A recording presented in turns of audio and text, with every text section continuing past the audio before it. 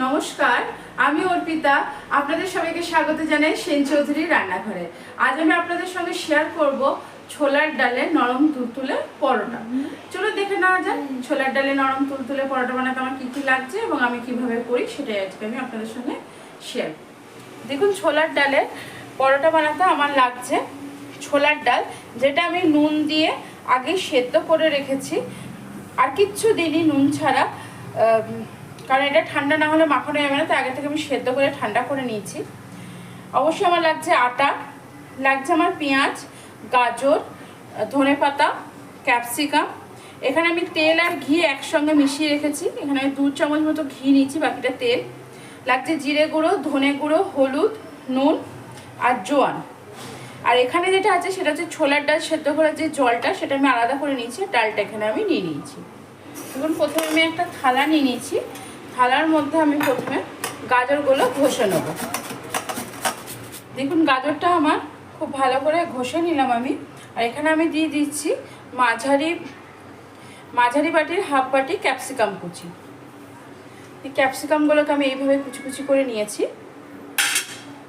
এর মধ্যে দিয়ে দেবো আমি পেঁয়াজ, যেটা আমি পেঁয়াজটাকে এইভাবে কুচি কুচি করে আগে থেকে নিয়েছি। এটা আপনারা চাইলে দিতেও পারেন, আবার নাও দিতে পারেন, এটা টোটালি অপশনাল। দেখুন, এর মধ্যে এবার আমি একে একে মশলা দিয়ে দেবো। প্রথমে দিচ্ছি ধনে গুঁড়ো, 1.5 টেবিল স্পুন মতো ধনে গুঁড়ো দিলাম, আর 1.5 টেবিল স্পুনই আমি জিরে গুঁড়ো দেবো। সামান্য পরিমাণ হলুদ, কালারটা খুব সুন্দর আসবে। যেহেতু আমি ছোলার ডালটা নুন দিয়ে সেদ্ধ করেছি, তাই নুনের পরিমাণ এই সবজিতে যেটুকু লাগবে সেটুকুই, তার থেকে বেশি আমি দেবো না।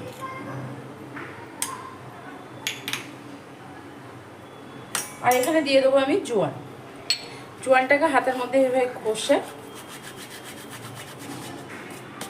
দিয়ে দিলাম জোয়ান। এবার আমি এর মধ্যে দিয়ে দেবো যে ছোলার ডালটা রেখেছি। দেখুন, একটা বড় বাটির 1 বাটি ছোলার ডাল সেদ্ধ করেছি, ডালটা কিন্তু পুরোপুরি সেদ্ধ। পুরো ছোলার ডালটা আমি এর মধ্যে দিয়ে দিই। ছোলার ডাল সেদ্ধর মধ্যে আমি দিয়ে দেবো তেল আর ঘি, যেটা মিশিয়ে রেখেছিলাম সেখান থেকে 1 চামচ। দেখুন, এবার সমস্ত উপকরণ প্রথমে হাত দিয়ে মেখে নেবো। হাত কিন্তু পরিষ্কারই আছে আমার। এর মধ্যে এবার আমি দিয়ে দেবো ধনেপাতাও আপনাদের থাকলে দেবেন, না থাকলে কোনো দরকার নেই দেওয়ার। ধনেপাতা আর পেঁয়াজটা টোটালি অপশনাল, দিতেও পারেন আবার নাও দিতে পারেন। আর এখানে আমি ধনেপাতা দিয়েছি পুরো 1 মুঠো। দেখুন, ছোলার ডালের সঙ্গে সমস্ত কিছু মাখিয়ে নিলাম। এবার এর মধ্যে আমি অল্প অল্প করে আটা মেশাবো আর মাখবো, একবারে আটাটা দেবো না। বাইরে থেকে কিন্তু কোনো জল এখানে ব্যবহার করব না আমি। দেখুন, এবার ছোলার ডাল সেদ্ধর যে জলটা আছে, এবার এটা একটু একটু করে দেবো আর মাখবো। কোনোভাবেই কিন্তু বাইরে থেকে জল ব্যবহার করবেন না, তাহলে কিন্তু টেস্টটা খুব ভালো হবে না, ভালোই হবে না টেস্টটা বাইরে থেকে জল ব্যবহার করলে। দেখুন, আটাটা আমি খুব ভালো করে মেখে নিই। মেখে নেওয়ার পর আবার আপনাদের সঙ্গে আমার কথা হচ্ছে। দেখুন, আমার আটাটা সুন্দর করে মাখা হয়ে গেল। এবার আমি একটুখানি তেল হাতের মধ্যে নিয়ে ওর মধ্যে মাখিয়ে রেখে দেবো, যাতে ড্রাই না হয়ে যায়, আর কিছুই না। দেখুন, আবার এখান থেকে আমি লেচি কেটে নিচ্ছি। খুব যে মোটা লেচি কেটেছি তা না, এরকম লেচিটা কেটে নিচ্ছি। এটাকে আমি বেলে নেব।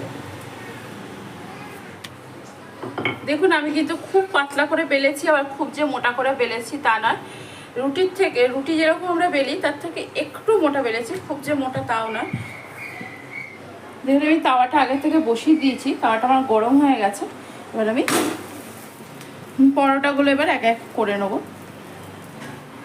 আর পরোটার যে আমি ছোলার ডাল যে আটাটা মেখেছি, সেটা কিন্তু একদম রুটি যেরকম আমরা মাখি নরম নরম, সেরকম করেই মেখেছি। খুব আমি শক্ত করে মাখিনি, আর খুব নরম করেও কিন্তু মাখিনি, নর্মাল যেমন রুটির আটা আমরা মাখি ওরকম।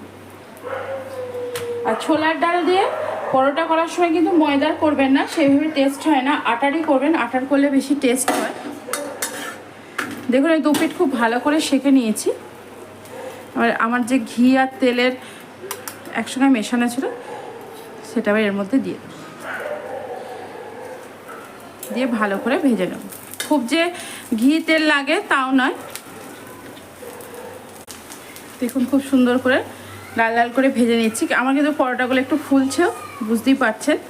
এভাবে চেপে চেপে চেপে চেপে ভেজে নিলে কাঁচাও থাকবে না, অথচ খুব সুন্দরভাবে এটা রেডি হয়ে যাবে। দেখুন হয়ে গেছে, এটা আমি তুলে রেখে দিলাম। আবারও একটা দিয়ে দিলাম এর মধ্যে। একইভাবে এটাও ভেজে নেব। আমি যেভাবে করলাম একদম এইভাবে যদি আপনারা ফলো করে করেন, পরোটা নরম তো হবে এবং ভীষণ টেস্টি হবে। আর সব থেকে মজার কথা, গরমকালে এরকম একটা পরোটা করে নিলেই হবে। এর সঙ্গে কিন্তু কোনো সবজি ভালো লাগে না, এর সঙ্গে আচার আর স্যালাডই যথেষ্ট। এই পরোটাটাও আমার রেডি হলো, এটাও আমি তুলে রাখলাম। এইভাবে আমি সমস্ত পরোটা ভেজে নেব। দেখুন এইভাবে আমি সমস্ত পরোটা ভেজে নিই, তারপর আবার আপনাদের সঙ্গে আমার কথা হচ্ছে।